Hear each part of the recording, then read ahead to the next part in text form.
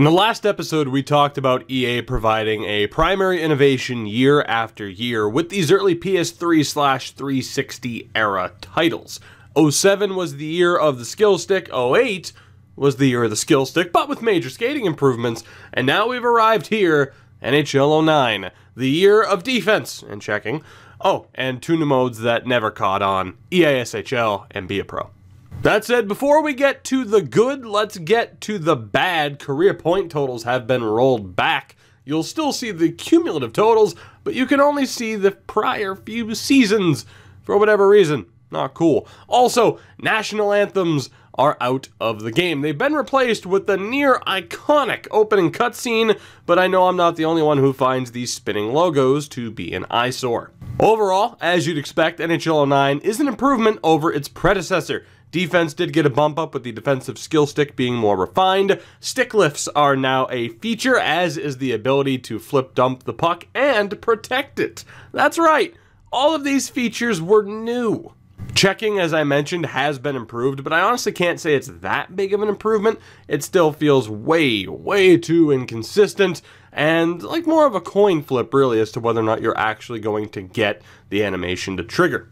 NHL 94 controls have been added for those who care about that option. Custom audio is finally an option, which is great for people like me and others on the old Operation Sports forums who would rather input the real-life goal songs.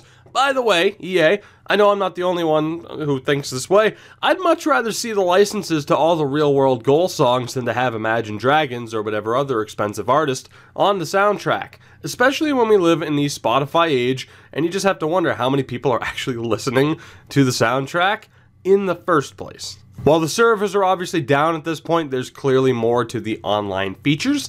The DEL and Czech Extraliga are in the game, as is, perhaps most importantly, the Russian Super League, the predecessor to the KHL in its first and only appearance in the EA NHL series.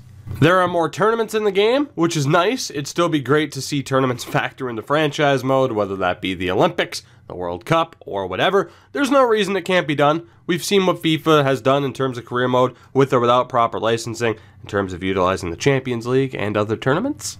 In franchise, Scout Central has been improved. The ability to see upcoming free agents and train players are now available. Teams can make trades before the draft, after the season ends, but before the draft, and every player has 3 different potential ratings, which can make players that much more unique. And as mentioned, Be a Pro and EA SHL make their debut. I don't think I have to explain what these modes are to you, but for those of you who are nostalgic for the old days of player builds and player cards, shout out to my fellow Legend 3s, this was a wonderful year. A few other things to note as well, especially in the category of things 09 does better than 19. 3 stars at the end of the game is a lovely sight. The push puck ability and controlling existing players in Be a Pro.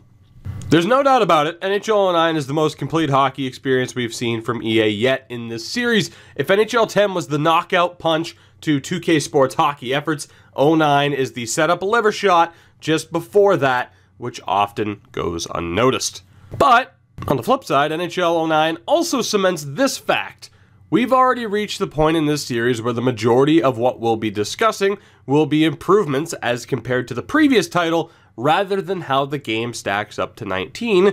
And if you look back at this video, it's really no different. And as I mentioned in the 07 review, the foundation was laid down with the skill stick. From here on out, it's essentially like moving furniture. You can change the look of things, you can put the TV over there and the couch over here, or flip them. Doesn't really matter. Maybe you even bring in a nice new lamp. At the end of the day, it's all essentially the same thing, for better and for worse.